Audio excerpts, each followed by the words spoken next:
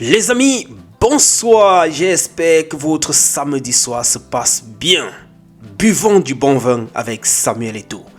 Chers amis amoureux du football et du bon vin, comme beaucoup d'entre vous le savent déjà, j'ai aussi rejoint la grande famille de The Wine of the Champions du directeur Fabio Cordella. Un projet unique mais en même temps merveilleux, un projet où deux grandes passions se rencontrent. Avec ce post, je veux communiquer que mes 3 premières étiquettes sont disponibles sur le marché et que vous pouvez les trouver sur les pages e-commerce. Voilà, vous avez le lien. En même temps, je vous informe que nous recherchons des distributeurs pour le continent africain.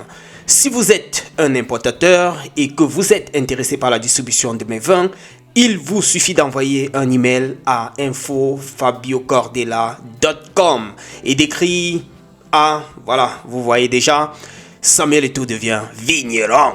Les amis, je vous ai déjà dit bonsoir une fois de plus. Je voulais juste partager d'abord d'entrée de jeu ce petit message de Samuel Eto'o. Là, c'est du business. Ce n'est pas seulement le football, on essaye également de trouver l'équilibre en faisant un peu quelques placements. Si on peut soutenir le Pichichi, faisons-le. En tout cas, je vais cliquer sur le lien. Si je peux également me prendre quelques bouteilles. Vous avez là les quelques étiquettes qui sont déjà disponibles. J'imagine que ça ne peut être que quelque chose de bon. Les amis, nous allons un tout petit peu switcher pour les Lions en club. Commençons par Christian Kofan qui a eu le dessus sur Borussia Dortmund. C'était lors de la 29e journée. 0 but contre 1, ils étaient en déplacement bien sûr du côté de Dortmund. Et là, ils ont arraché ces 3 points-là. Si nous switchons un tout petit peu également du côté de la Turquie avec Olivier Kemen, qui a su avec Istanbul Basaksehir le 3 points. C'était avec une victoire de 3-0 face à Gençin. Les gars, moi je maîtrise pas le nom. En tout cas, ils ont gagné. C'est ce qu'il faut retenir. Nous allons également prendre André Onana du côté de Trabzonspor. Ils n'ont pas pu prendre le dessus. Et là, c'est un match nul qui les cloue. Parce qu'en réalité, ils étaient sur le point de pouvoir occuper la 2e place si jamais...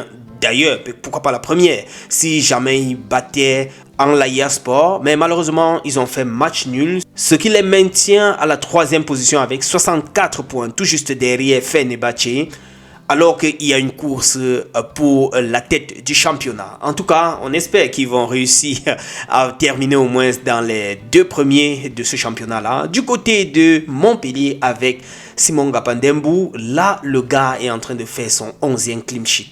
Les gars, est-ce que ce n'est pas une performance à regarder un tout petit peu de près?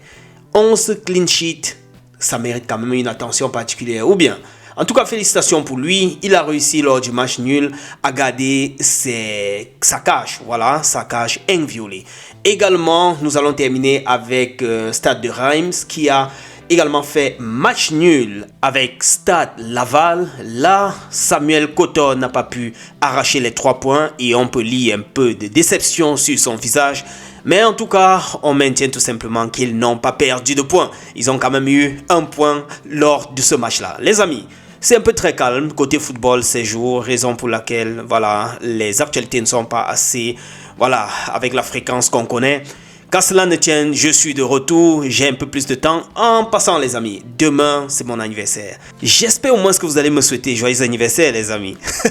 J'espère qu'on pourra boire le bon vin à la façon de Eto'o. Et d'ici à là, je vous souhaite un bon week-end, un bon samedi déjà. Et aussi un bon dimanche. On est ensemble. D'ici à là, take care. Ciao.